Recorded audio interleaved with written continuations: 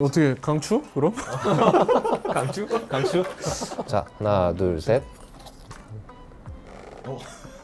다 갈렸네. 다 갈렸다.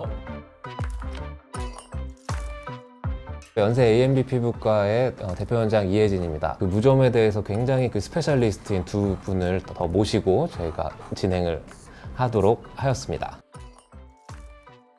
절반 이상인 것 같은데 여긴 좀 많이 보고 120명 정도 진료를 보는데 한 70명 정도 보는데 한 무좀 환자 한 10명? 15명 꼭 있는 것 같아요.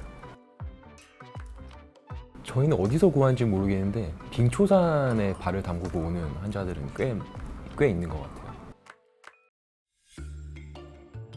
다 갈렸네. 다 갈렸다. 한 10명 중에 한 2명은 진짜 좋아져요. 그러니까 이게 왜 그러냐면 식초는 산성용액이죠. 우리 정상 피부가 5.5로 이렇게 유지가 돼 있는데 그 5.5보다 그 낮은 환경, 그러니까 적절하게 pH 한 3에서 2.78 정도에서 pH 5.0 그 사이로 유지가 되면 피부 장벽 기능이 올라가기 때문에 그게 그 항균 기능도 생기고 그렇기 때문에 무좀이라던가 기타 세균 감염도 그 치료가 될 수는 있는데 문제는 한도가 너무 세지게 되면 그 자체가 화학적 화상이 생기죠. 그러니까 이거는 이론적으로는 가능하지만 집에서는 이거를 pH를 어떻게 측정을 하기가 어렵기 때문에 저는 X를 했습니다. 효과가 아예 없는 것 같지는 않아요. 실제로 허무맹랑한 소리도 아니고 예전에는 이 산성용액을 이용해서 무좀 치료를 했다는 논문 자체도 보고된 적도 있고. 저도 지금 이 두 분 의견이 이제 반반 섞여 있기 때문에 가운데를 들었던 건데 추천하고 싶지는 않다. 같은 의견인데 다 OX, 세모 다 다르게 의견을 했네요. 저만 효과가 다르네요. 있다고? 플레인 요거트 자체는 그 락틱 액시드라고 젖산이 들어가 있겠죠.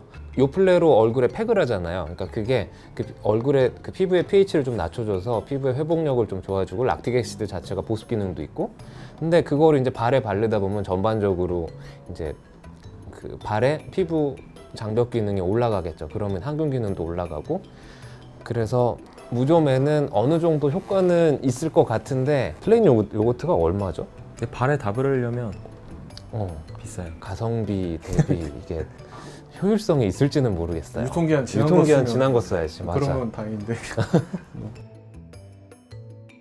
알아봐야 될 것 같은데 좀 아닐 것 네, 같아요. 그런 개념이 있습니다. 예를 들어 여러 균들이 살고 있으면 그러니까 서로 천적인 경우도 있을 수 있고 아니면 어떤 균이 뭐 내뿜는 물질이라든지 이런 것 때문에 이제 다른 균이 못 살게 된다든지 이런 경우는 서로 있을 수 있는데 연구를 해볼 수도 있겠지만 이거는 아직 잘 모르겠네요. 이거는. 리스테린 이게 한 10초만 가글해도 되게 아프잖아요. 아파. 입안이 되게 따갑고 그런데 불편하다. 아 근데 이거 궁금한데. 생각보다 생각보다 예쁜데요? 예쁘다. 리스테린 진짜로? 착색돼가지고. 리스트린 냄새도 난대. 어떻게 강추? 그럼? 강추? 뭐야 이거?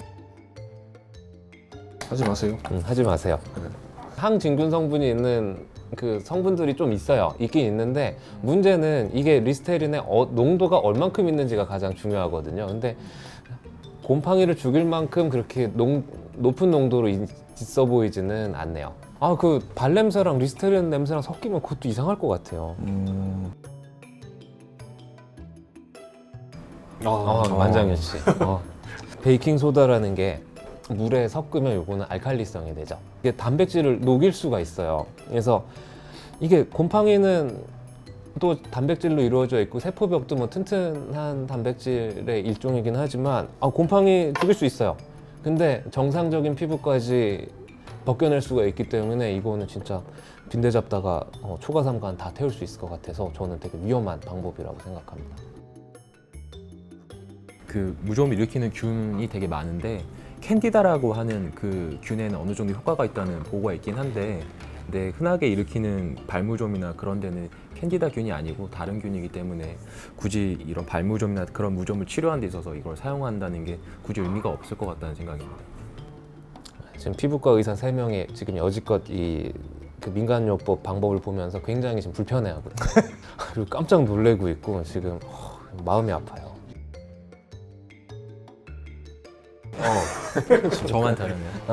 그 마늘즙이 어떤 논문에서는 이제 조금 진균, 이 곰팡이 무좀균이 이제 진균인데 이 진균에 조금 어느 정도 효과가 있다라고 나와는 있는데 사람한테서 시행한 자료는 없는 걸로 돼 있고 그거에 대한 효과가 없으니까 아마 그랬을 것 같고요.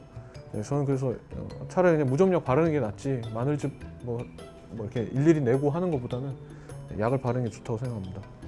마늘 그냥 먹어도 맵잖아요. 이거 피부에 그 무좀 병변에 이렇게 있으면 피부 틈도 갈라져 있을 텐데 거기에 이렇게 바르면 진짜 따가울 것 같은데. 저도 논문을 봤는데 이게 마늘이 그 무좀에 효과가 있다는 게 그 마늘 속에 있는 알리신이라는 성분 때문에 효과가 있다고. 근데 효과는 있지만 실온에서도 굉장히 불안정한 성분이고 그래서 그리고 또 사용하고 나면은 이런 자결감이라 그래야 되나 화끈거리는 증상이나 냄새 그런 것 때문에 굳이 추천을 드리지는 않지만 그 논문상에서 결과를 보면 어느 정도 효과가 있을 수도 있다라는 생각이라서 저는 이렇게 가운데로 했습니다.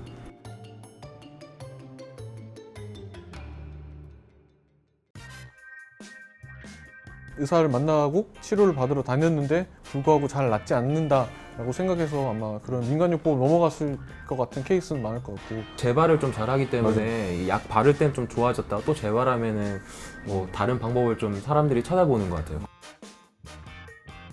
교과서에도 나오는데 핑거팁 유닛이라고 있어요. 핑거팁 유닛. 그러니까 오른쪽 검지손가락에 여기서부터 여기까지 찍 짜면 요거를 비비면 요 손바닥 하나 정도 바를 수가 있어요. 그 무좀이 걸린 범위를 대충 눈짐작을 해서 바르다 보면은 핑거팁 유닛 한 반 정도 바르면은 여기 손바닥에 한 반 정도 되니까 그 정도를 넓게 펴바르면 발 무좀 충분히 바를 수 있지 않을까요? 바빠서 병원을 못 온다. 근데 민간요법을 했는데 뭔가 되게 자극감. 그러니까 예를 들어서 하다 보면 너무 따가워. 아니면 하고 나서 발바닥을 봤는데 되게 피부가 되게 벌게지고 진물이 나요. 그러면은 무조건 이건 아니구나. 그러고 병원에 오시는 게 가장 좋습니다.